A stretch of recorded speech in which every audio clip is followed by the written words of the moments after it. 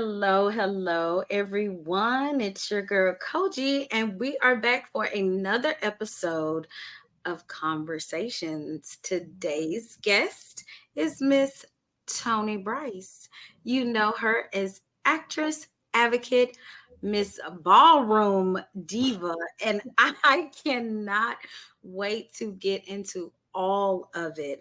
How are you doing, Miss Toni? I'm doing good. I'm doing good. It's been a traveling day, so I'm a little tired, but I'm doing good. I'm blessed. How are Yes. you? Well, I'm good. I am wonderful. I was just telling you, I was watching the Love is Blind reunion and drinking a little libations.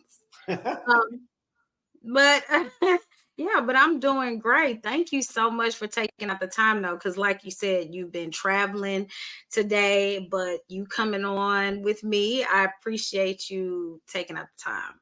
Well, thank Seriously. you for inviting me. So I appreciate Yes. you for thinking of me. Of course, dear. So, usually I do a little introduction, but Mhm, I also like for you to introduce yourself. So, mhm. tell my audience. Oh my God, it's so much. So I think first and foremost, I'm an actress. I'm an advocate. I'm a community health advocate. I should say. I'm a activist specifically for Black trans folks.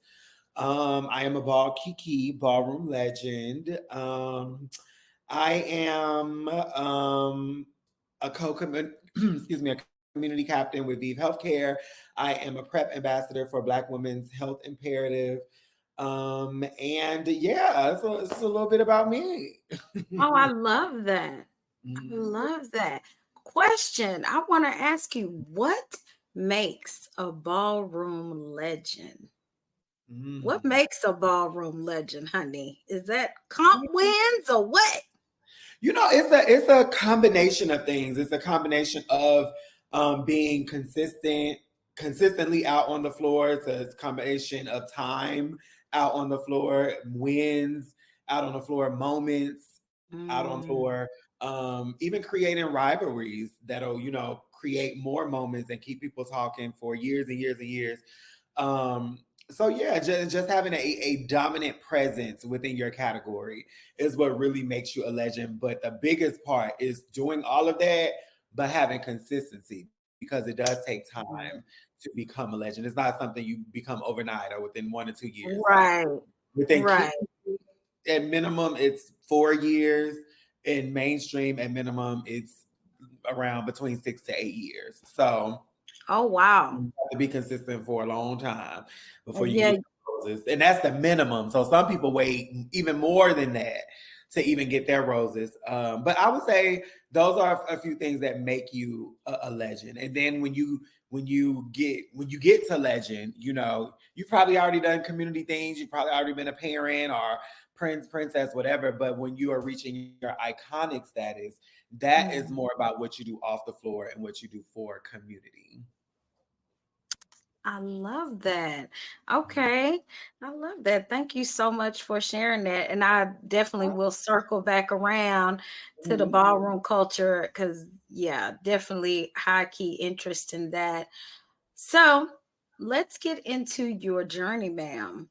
So Okay. you are, like you say, you are a woman of the trans experience, Mhm. correct? Is that how you express it, right? Did I say Yeah, that correctly? you did, Okay. and I just add black. I'm a black woman of trans experience, and I Black say it woman, in that trans. way because when you meet me at my intersection of being black and being a woman. And if you don't know Mhm, that I'm trans, then you don't. And if we have dialogue mhm. and you can't catch it or clock it, then you do. Or Right, if I tell you later, then you know. But yeah, that's how I exactly.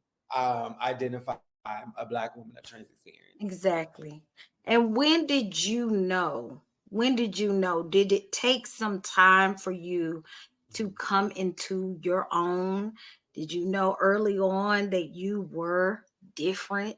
Did you feel different?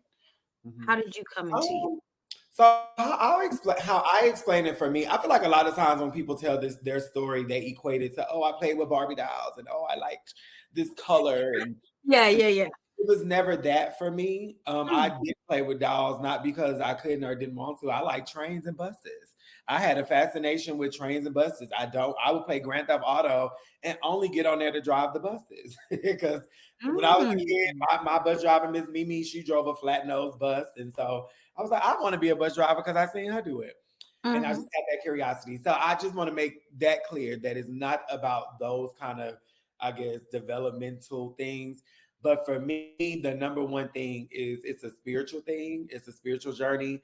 And we always talk about, we're these spiritual beings having this earthly experience. And I feel like for me, my spirit is a divine feminine spirit. And in order for that divine feminine spirit to shine on the outside, you know, I just have to find my way. And so when I was younger, I've always flowed in my divine feminine. Mm. Always. Always. Like from a kid, Alright. even memories I don't even have because I was too young to have. And I Mhm. pictures. So I've always operated in my divine feminine. And I would say when I knew that that divine feminine for me would translate in a physical realm as a woman of trans experience, but just a woman in general. You don't even know about transness, in the 90s and all that stuff, at least in my Exactly. was I would probably say around, I always say like 5 or 6 ish time frame. And that's when I knew that something was, I wasn't like the other kids who had my assignment at birth. I wasn't like them. I didn't like sports, but when I played it, I was great. But I also Mhm. had great handwriting. I had, this long hair and um yeah, I just always operated out of my divine feminine. So for me, like I said, it's a spiritual thing, and it's not necessarily the developmental behavior stuff about Right. balls and all that. People try, Right. and I was never touched or molested, and all of that. Like I Right. that Ye experience, because people try to make us people try to validate, or not even really validate, but try to give an excuse of our existence to some kind of trauma we face, and that yeah. being we were touched or something. Thank God, and I know a lot of people have, but thank God I never experienced that. Mhm. It wasn't about Barbie dolls. Wasn't about that. It was my divine feminine, and so I'm Mhm. very clear about that. And so, yeah, and I would say it was that early. Now when I first knew that this was possible Right. was when I was in middle school, and I had met 2 women of trans experience who were twins actually. Um, Mm. and they both had transitioned, and those are the first women of trans experience I had ever met. And that's when I knew this was possible. Prior to that, I didn't know this was possible. I just knew, I operate out of a divine feminine. Even though I didn't even have the language back then, I understand the language now. So I didn't know it was possible. But when I met them, I was like, oh, okay, all right. So it let me know that, okay, so not only do I know that my spirit is a divine feminine spirit, but I also can make a transition physically um Mhm. to allow them to align and connect, and so she can feel Mhm. comfortable in this body. Right. And Mhm. do you have any, like, resources that can help people Mhm. who aren't able to afford, like, because I imagine Mhm. that transitioning is expensive. Like, am I right in saying that? Like, I haven't done the research, Mhm. but the pills and the procedures, Mhm. I mean, do you know any resources Um, that will help with that? So transitioning is definitely is you definitely a journey on the finances. Listen, Let me say listen. that. and actually that's partly why my transition waited so long, because those first Mm, girls I did meet, they were doing things that didn't align with who I was. So I felt like if I wasn't going to do those things to be who I am, mm-hmm, um, then I couldn't do it. And so I internalized that I needed to do those things. And so to your point, I didn't even transition into my 20s, because for so long I was like, oh, I thought I had to do this, that, and the other, and you don't. And so the number one thing I want to tell people is one is not about appeal. Your womanhood is not an appeal or a shot. It's just not. mm, Is it going to help you? Sure, it's going to soften your skin. It might give you some little, develop fat, and in certain mm. areas of your body is going to grow, breast. But at the end of the day, if you're operating out of your divine feminine, then it's a mental process. It's a mental thing first.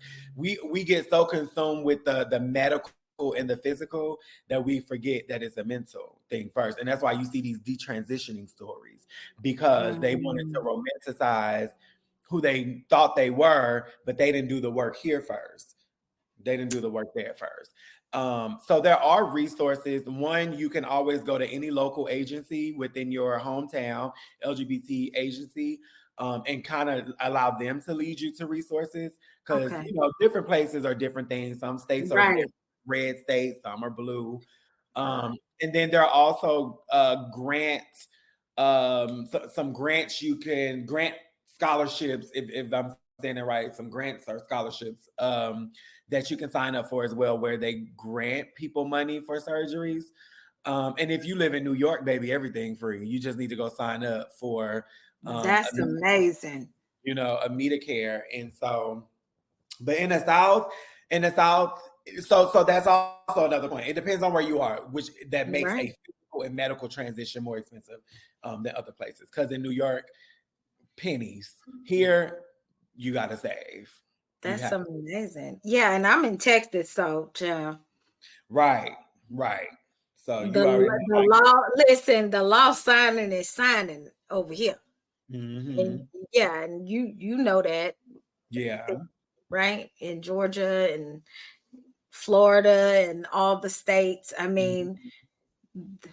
the legislation is unfortunately very much against our community right now. So, and it has been for a long time. So, um, yeah, that's good to know. Thank you for putting that information out there, especially for the people who live in New York and going, if you're in other states, going to your local LGBTQ centers and looking out for resources.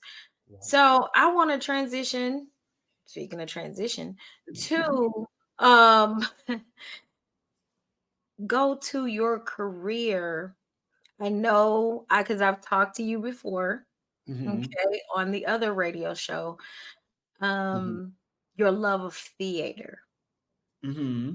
your love of theater and Yeah. and your passion for that. Mm-hmm. How old were you when you started theater? Um, so technically my very first play, I was in elementary and I was Santa Mm. Claus. Were Oh, you Claus. It Santa was Claus? elementary. My God, man, I'll never forget that.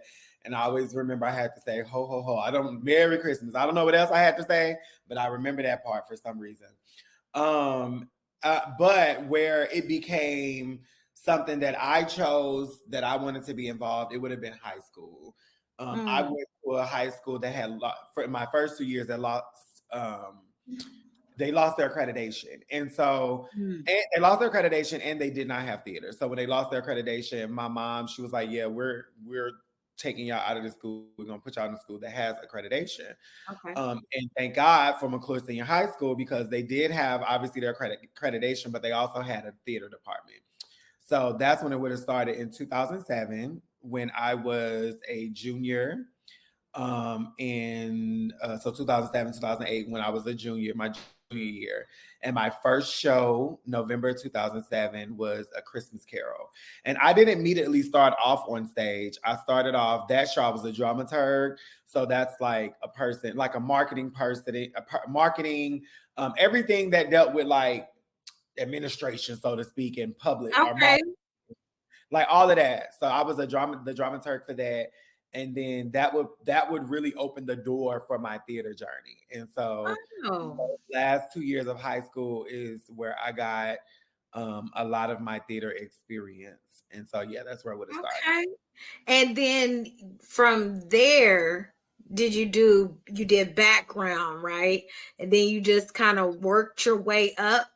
Well, not necessarily. After I graduated high school, I went to college, and Mm-hmm. I didn't do any theater or filming. But what I did do was I was a host of a lot of shows, Greek shows, student organization shows. Yes.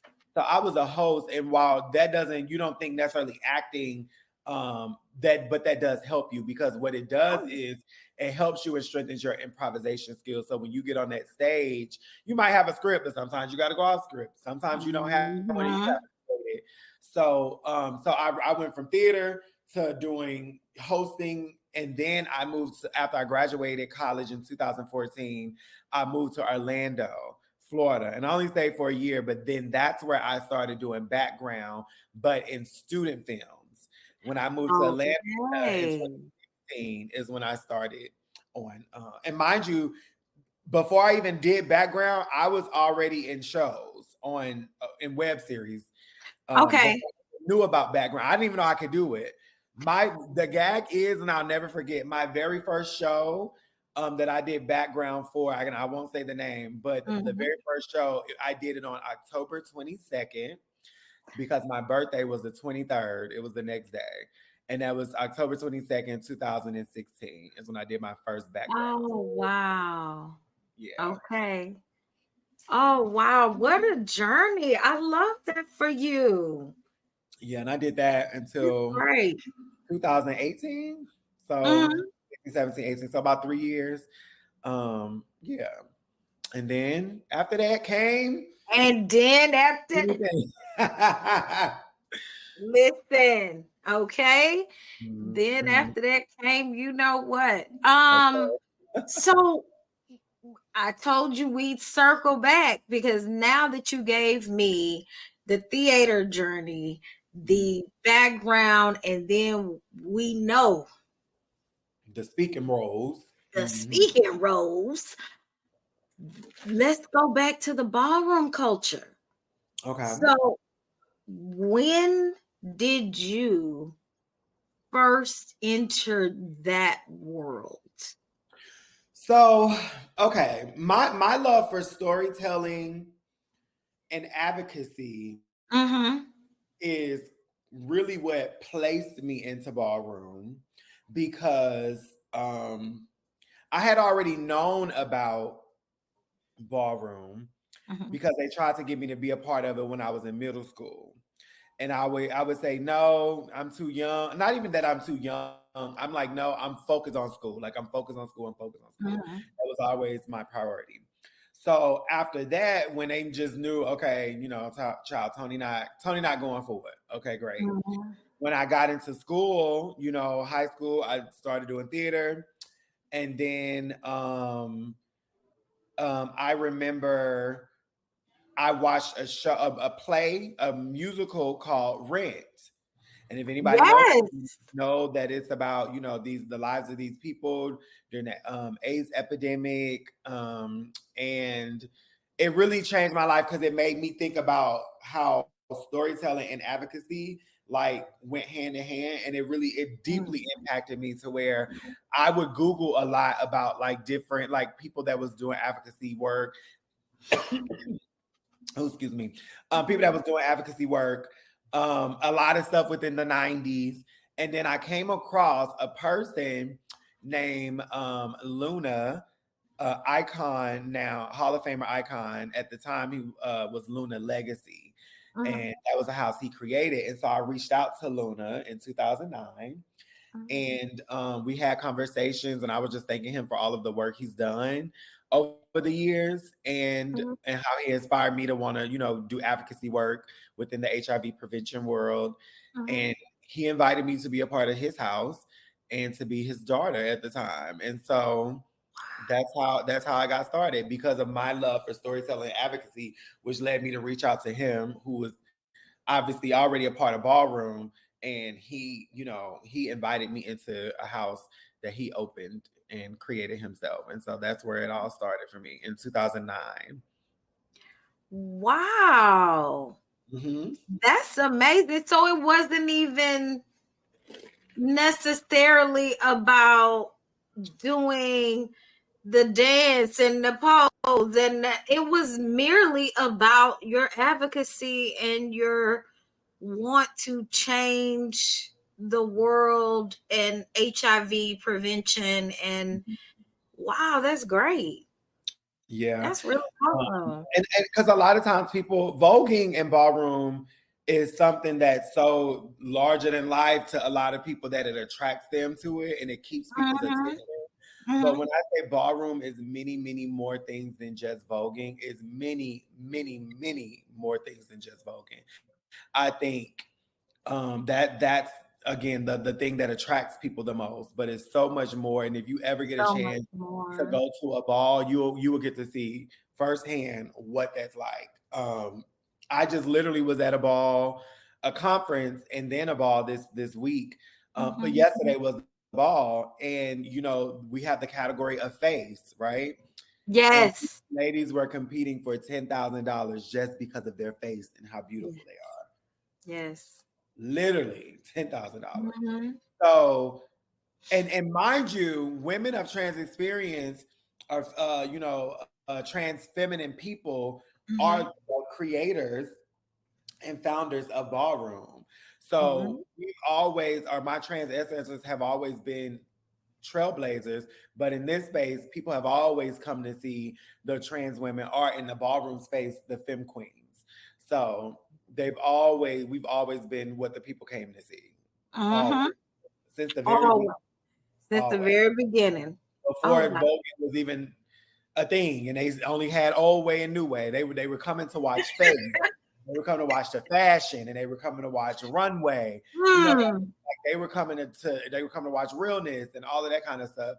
So before voguing is what we know it to be today, it has Yes. through many evolutions, and through Yes. all of those evolutions, all of those other categories reign supreme, even still to this day.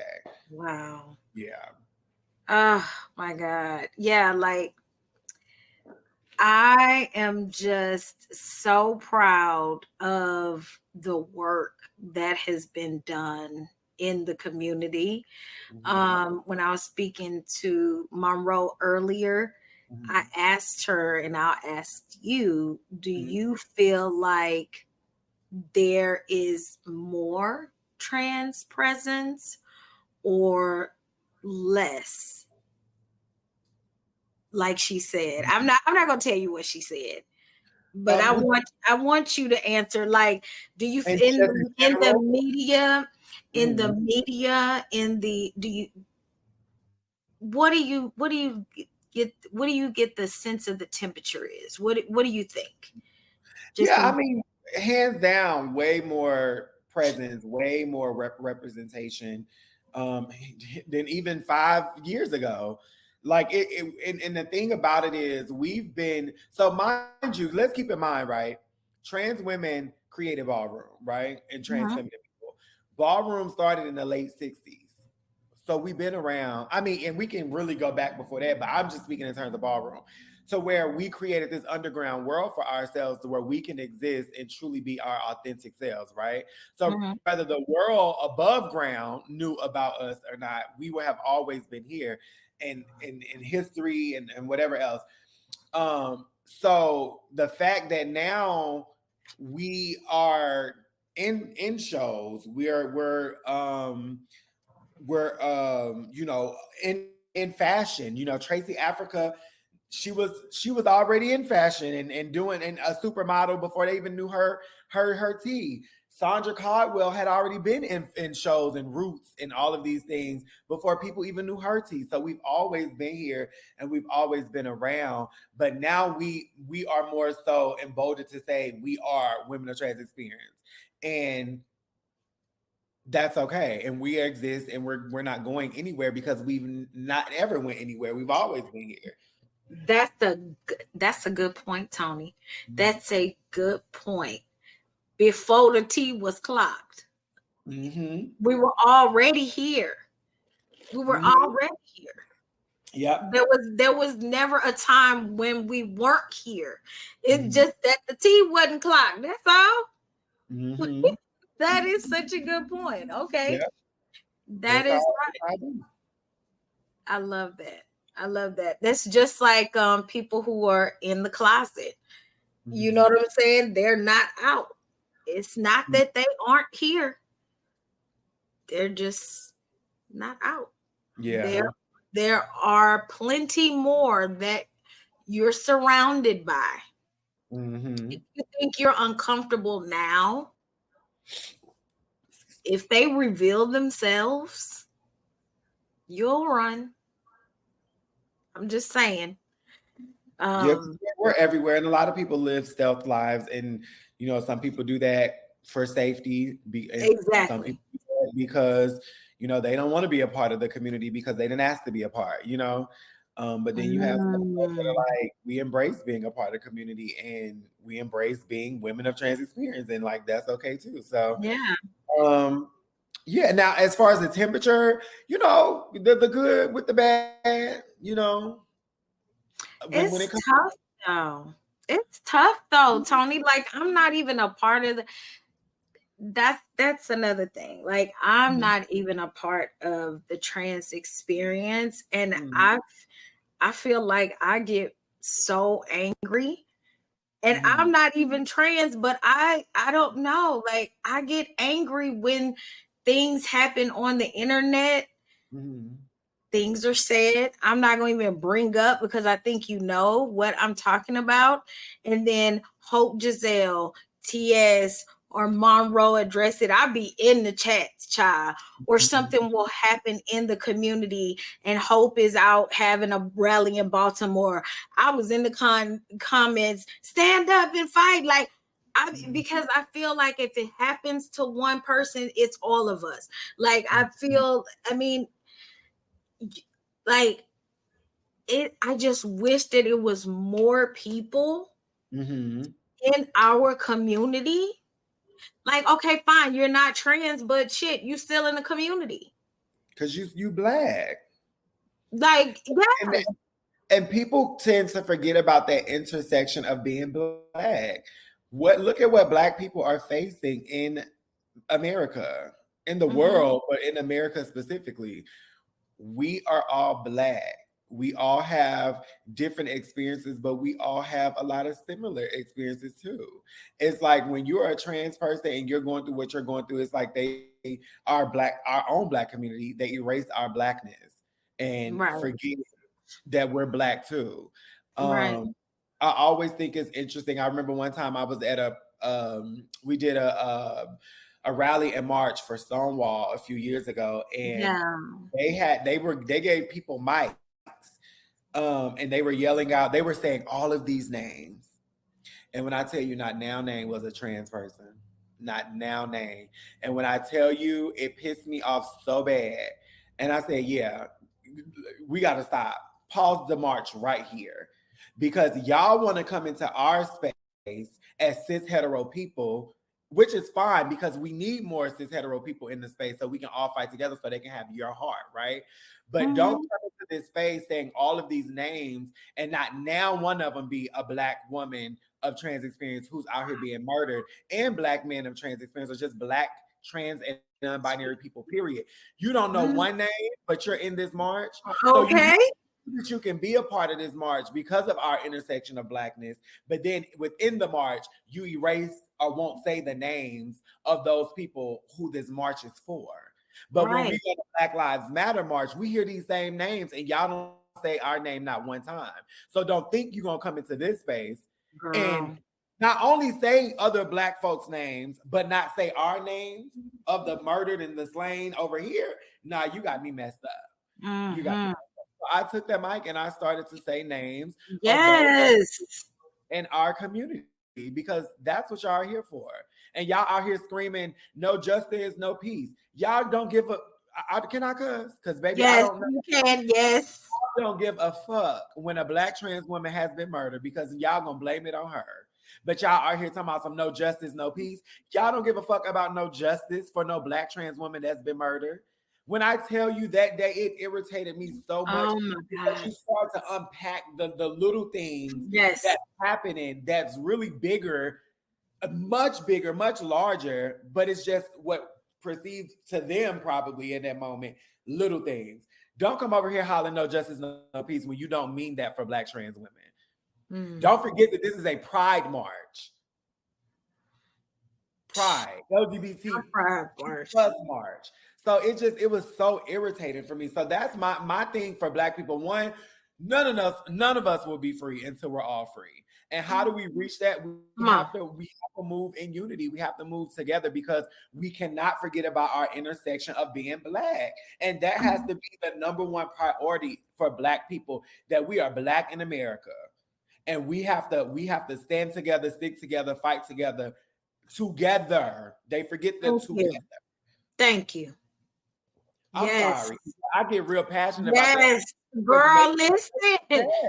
This gonna be the clip right here, baby. Cause yes, that's exactly what I'm saying. Like, and this idea that sad. it's a column and it's like, okay, she is queer, Mhm. trans, okay, she is black. Like, we're not subhuman. Like, I was Mhm. telling Monroe, I was like, okay, I'm still black. Like, there's like this separation of like, well, an other. Like, we've Right. become othered. Mm-hmm. There's an othering of us, and it truly pisses me off. Like, baby, we bleed the same. Yeah. We come from a man and a woman. I pay the same motherfucking taxes as you do. Baby, they take Medicare and all these social security wages. Listen, we all feeding the government money to pay for shit. Okay. Okay. Everybody around this motherfucker. All right. I gotta get my license and get my registration and get my inspection, just like y'all. Period. Right. Everybody gotta do the same motherfucking thing around here. We all paying $6 for eggs. Okay? Mhm. We all paying $4 for gas. Like, that's what I'm saying. We all having the same experience at the same motherfucking time. At the same time. At the same fucking And, time. Life is and like we can fight for all of these things at the same time. at the same time. Because the priority is black. We're all black, having different experiences, but some similar, and we can fight all of these things at the same The time. same When motherfucking time. Bear Rustin organized the Baby. 1963 March on Washington, Bear Yes. Rustin was also fighting for LGBT lives as well. Bear Rustin Hello. was prioritizing one movement over the other. He was able to coexist or exist in both and still And fight. And I talked about that on one of my previous shows. Rustin was a confidant to Martin Luther King. Girl, I not said Martin Luther King like Martin come to Luther the America King. way. Yes, Martin Luther the King. Okay. Wait, girl, wait, girl, that's the wine. Wait, girl, now we said Martin Luther the King. But like that was a right hand for Dr. Martin Luther King, MLK. Like, the idea that black people are not black, gay people, LGBTQ people have not existed, have not made an impact, have not changed the world is ridiculous. I do not understand the dismissiveness that exists for our people. I do not understand it. It just bothers me. How you gonna quote James Baldwin and be hateful at the same time? Correct. You know, it's crazy. Correct. So we can, but anyway, we could do that all night, child. But you Listen, know why? Because black, queer, and trans people can entertain the people, but oh, oh, but but oh, but we can't. you know, I can't yeah, stand on the same. I can't stand on the same side of the street as y'all, but I'll sit over here and laugh and get a giggle. you know And I'll what, say, oh, you know what? She might be right, you but she's right, still a trans child, so I can't go across the street over there with you. You still got you to be over. right, Yeah. you right. Mhm. Mm-hmm. Yeah, Mhm. yeah. Cause you know what's crazy? It's like, you know how Beyonce, she celebrated at the Renaissance. You Mhm. know, it was like the culture was celebrated, you know, trans, LGBTQ, everything. And I'm like, okay, Mhm. great. Celebrating in love. Love us. Yes. Love. Okay, y'all didn't learn nothing. Right. Like, And I really, and you know, a lot of people feel whatever way they want to feel about that, and people feel like it could be performative, whatever. I really don't care. Because in ballroom, we use mainstream artist music all the time to remix them and make them vote beats, and we be right. jamming our backs to them. So, Yeah. and mind you, it's some songs that I didn't even know were mainstream popular music that were in vogue beats.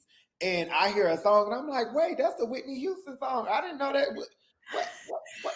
So we using all of these artist songs to remix them and make them Vogue beats. But when an artist, they do the same thing with our music, but then not Mhm. only do it, but give us the credit for it, and then it's still a problem with people.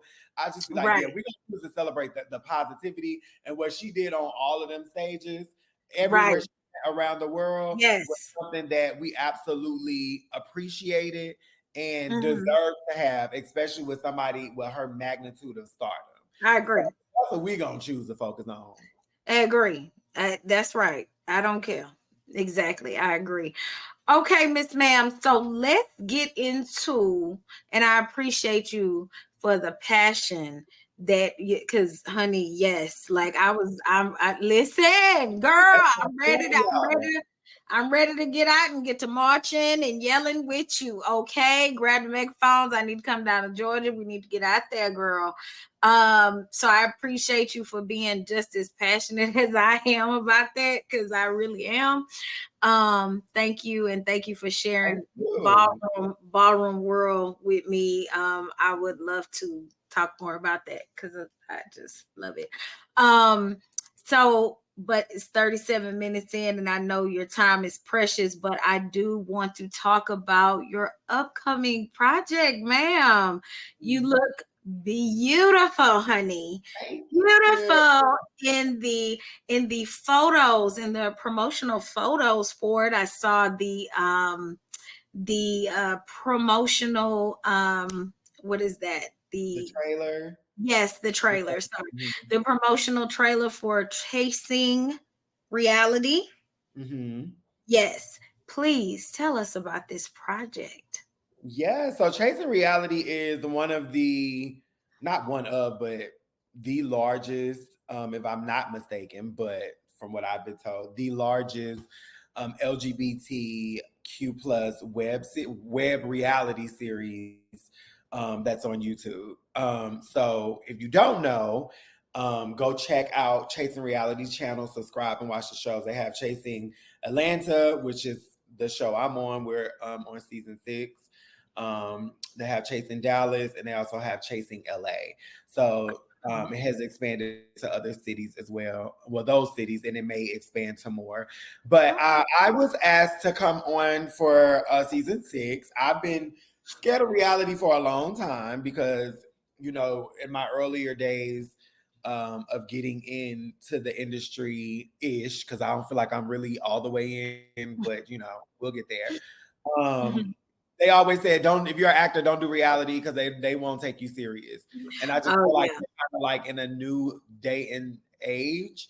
Mhm. Um, and so this time around, I said, "Okay, Toni, what do you have to lose? Absolutely nothing. But what do you have to gain?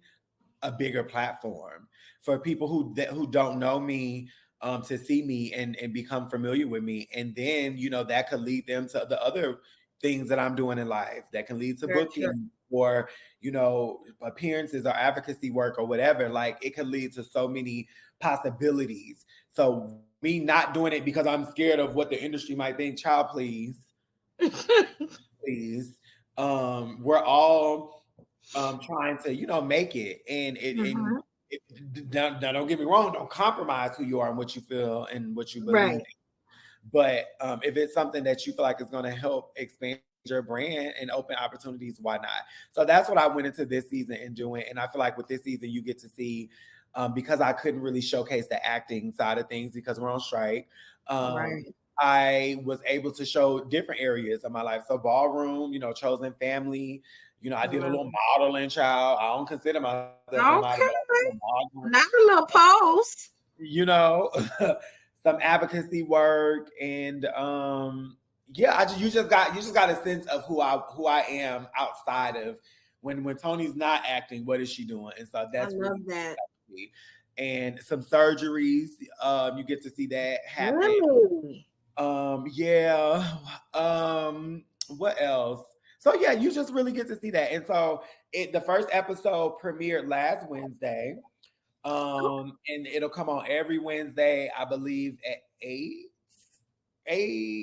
Uh-huh. um, 8 Eastern, 7 Central, I believe is the time. That it'll come on every Wednesday. But yeah, if you haven't seen it, go check it out. When I was at the ball yesterday, somebody recognized me from the show. So I'm like, well, see, it expands, See? it opens up people's eyes. Okay. It's only been 3 days Yes. for the first episode, and it's already 103,000 views right now. So, Oh, I it's love that. more. Oh yeah, me and oh, I need to tell me and Tanika because we need to hop on StreamYard and share the screen so we can watch. Yeah, it's a really good show, and people really pay attention and watch it. Okay.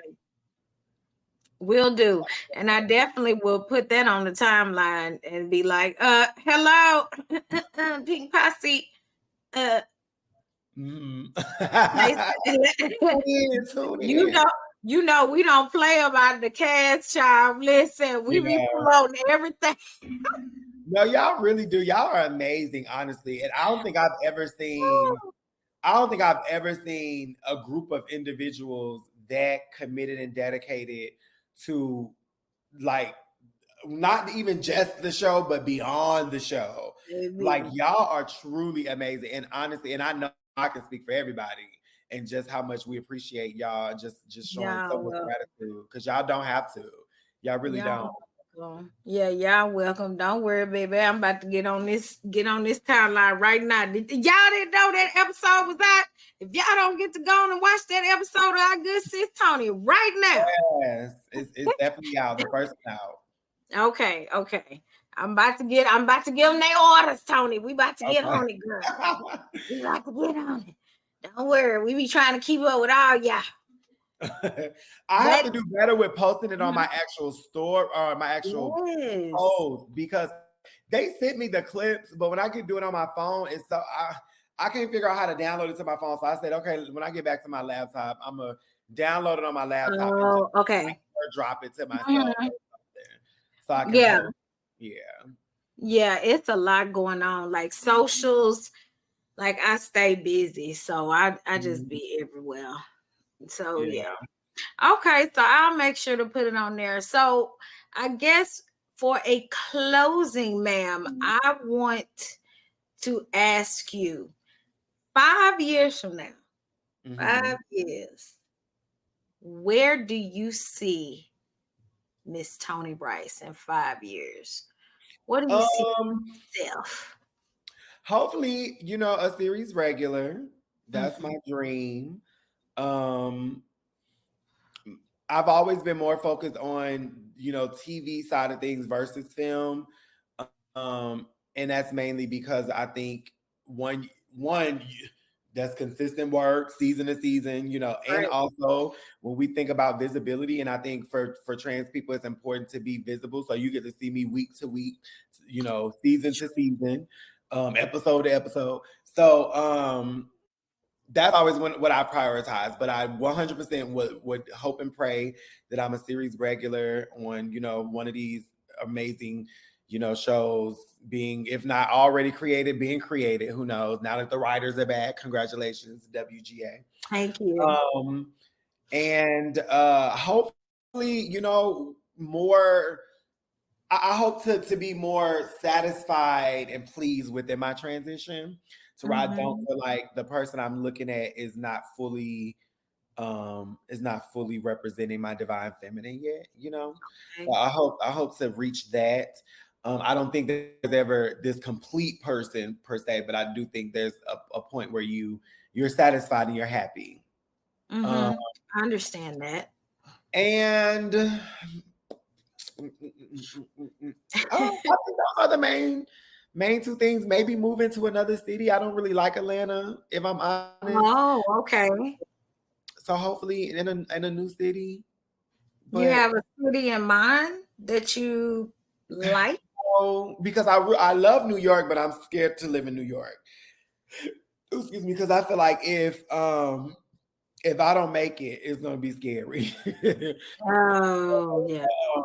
New York is yeah, it's a different beast of a city. Um, Mhm.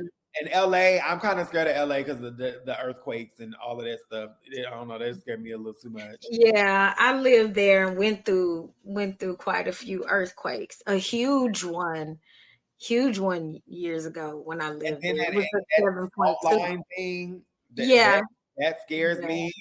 Just thinking about if that was to happen. Oh, I don't even want to yeah. think about LA But I like that. live in Texas, so we go through hurricanes and tornadoes and floods. Oh, So I literally. don't know, the earthquake really, like, it was like, whoa, this is scary, but I don't know. I really was like, oh, okay.